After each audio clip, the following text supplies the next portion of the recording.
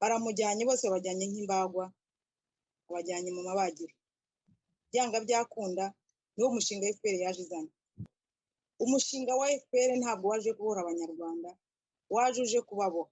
Ndabaha ikimenyetso cya gatoya ukuntu buri munyarwanda wese mu gihugu aboshye. Mbere ku mugozi uboshye abanyarwanda, nzaba abanyarwanda kugira ngo bawibohore.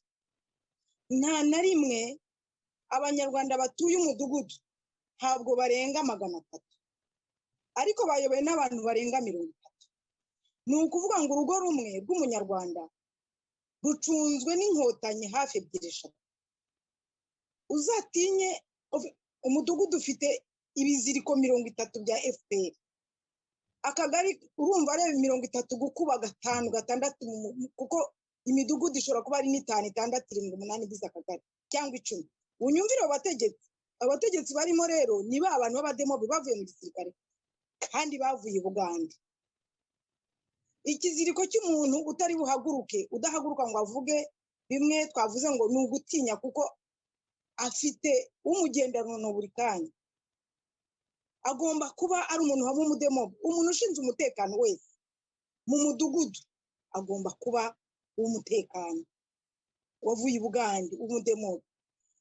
Uko rero ukuvuga ngo harushinzwe abagore, harushinzwe urubyiruko, harushinzwe amakuru, umutekano, urubyiruko, abagore n'ibindi, harimo inzego zirenga nka 40. Icyo nicyo kiziriko cya mbere baje baratuzirikisha mu midugudu iwacu ku buryo nta n'urwinyagamburiro.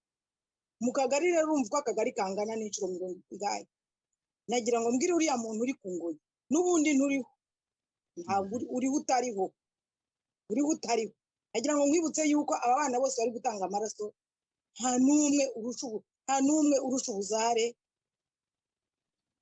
ku gihugu cye. Buri muntu wese agifiteho uburenganzira. Nta muntu n'umwe ufite ubwenegihugu gusumba undi. Igihugu ni icyacu twese. Haguruka. Njye ndibwira urubyiruko nirwo ndi kubwira ko ruranshimisha. Nibo bari guhaguruka, naho abasagihobe, abinda ndende, ba Tito Rutaremara n'abariya barongo y'uno munsi niba baranonga, ni basagihobe bariya mbita intozo.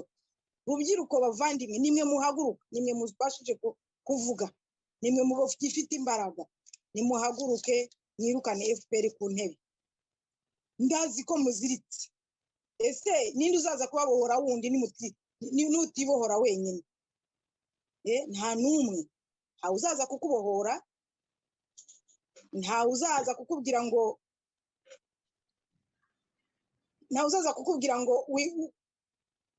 ntabwo uri bwicwe. Ejo mu gitondo barakurasana na mwene nyoko, barakurasana na mwene so, barakurasana na so wanyu, kuko objectif y'inkotanyi ni ukuza gutsemba umuntu wese nusa nawe mu Rwanda, uwakuriye mu Rwanda akahavukira. Ni abavantara rero, kuko mu Rwanda ubu dufite amoko 3. Mubanze mumenye ko ari ubwoko bwaje kubarwanya mwebwe Nyabutatu, ari ubwoko bw'abavantara. Nibwo buje gutsemba Gahutu, Gatwa, Gatutsi. Twahoze turi Nyabutatu ya Gihanga. Ni ukuvuga ngo Gihanga igiye guhangurwa na Kavantara. Rubyiruko, nimuharanire uburenganzira, mukazitwa intwari z'u Rwanda, kuko nta wundi uzitwa intwari z'u Rwanda. Igihe cyose agatsiko kagifite inkota kayisonga abanyarwanda, nimubambura inkota bafite mu rwubati ziri kugenda zisonga mu banyarwanda.